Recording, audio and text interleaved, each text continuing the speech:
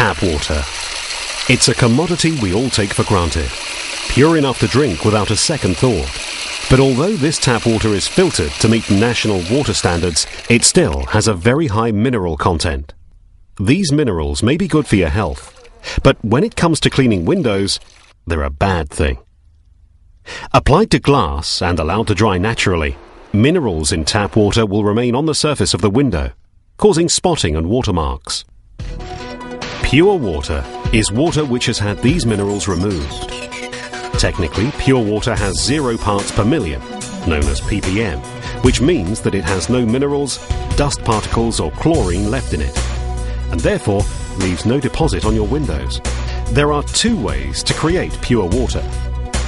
The first option is to pass the water through resin beads, commonly known as DI or deionization.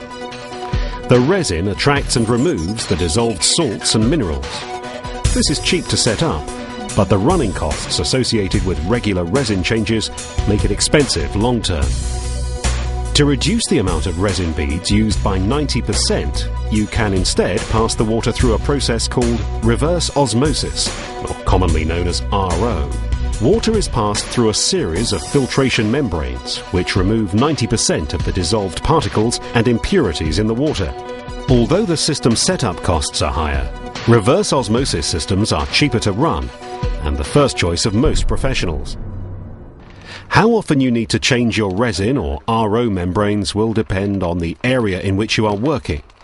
The amount of mineral particles and impurities in tap water varies hugely from one area to another, and the density of these particles in your local water will determine how frequently you will need to replace resin or membranes.